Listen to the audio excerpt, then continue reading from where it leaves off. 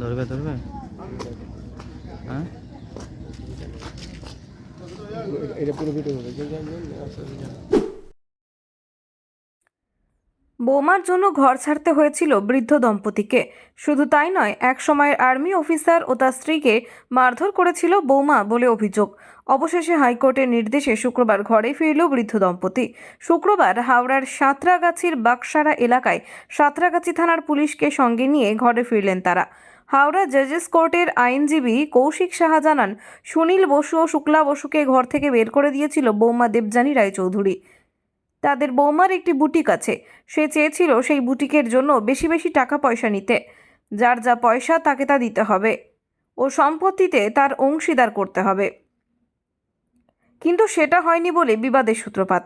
এমনকি বৌমা, শ্বশুর, শাশুড়ি ও তার দাদা, যিনি আমেরিকায় থাকেন, তাদের নামে মিথ্যে 498 কেস দিয়েছিল, যদিও সেই কেস থেকে বেকসুর খালাস পান ওই দম্পতি। আর অভিযোগ, গত 17 জানুয়ারি দেবযানী রায়চৌধুরী তার বাবা মাকে ও আরও 10-12 জনকে নিয়ে শ্বশুর শাশুড়িকে মারধর করে ঘর থেকে বের করে দেয়। অবশেষে কলকাতা হাইকোর্টের দ্বারস্থ হয় বৃদ্ধ দম্পতি।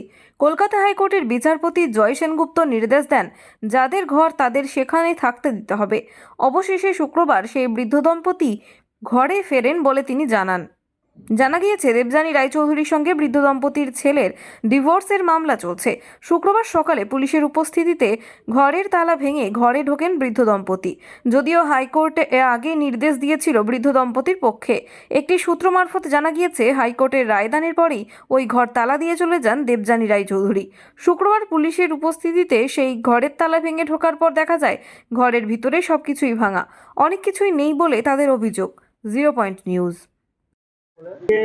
আপনারই প্রতিবেশী হ্যাঁ, পুলিশ এসে তালা ভেঙে হ্যাঁ, তাদেরকে হ্যাঁ, প্রবেশ বুঝতে করতে দিল। সুনীল তো বসু।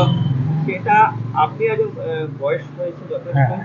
বৌমা যে তাদেরকে আইনি মারফতে পেলে বা তাদের বাইরে বার করে দিয়েছিল, এই নিয়ে কি বলবেন বিষয়টা? আপনি কি চোখে দেখছেন? আমার যতটুকু অভিজ্ঞতাটা আছে জানি, বৌমা জোর করেই তার শাশুড়িকে অত্যাচার করত, তারপরেই ঘর থেকে বার করে দেওয়ার ব্যাপারে যে দেখেছেন তো, সেই আছে কর্নেল মানুষ, অসুস্থ, তার শরীরে কিছু করতে পারে না, সম্ভব না।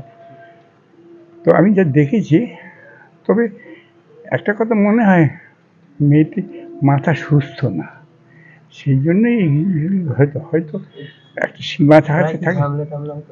হ্যাঁ, ঝামেলা ঠিক হতো নয়, শারীরিক এরকম কিছু না, কিন্তু মেয়েদের উৎপাত করতো, আমার উৎপাত শাশুড়ির উপর অতি সজ্জন হতে পারে। তার বড় ছেলেও আমেরিকায় থাকে, সেও অত্যন্ত বিরাট অফিসার, তাকেও নিয়ে ফেলে ফাঁসিয়ে দিয়েছে ব্যবসায়ী ইয়েতে, কেস টেস করে নিয়ে। স্বভাবতই এটা সুস্থ মাথার লক্ষণ নয়, আমার যা মনে হয় আর কি। এবার মেমারিতে বসে মুম্বাইয়ের অত্যাধুনিক ফ্যাশন কালেকশন পেয়ে যান ফ্যাশন ইন্ডিয়াতে। এক ছাদের তলায় জেন্টস ও কিডসের নিত্য নতুন স্টাইলের পোশাকের জন্য আসুন ফ্যাশন ইন্ডিয়ায়। ফ্যাশন ইন্ডিয়া, কৃষ্টি কমপ্লেক্স, চকদিঘি মোড়, মেমারি। মোবাইল 9832208295, 9064808028।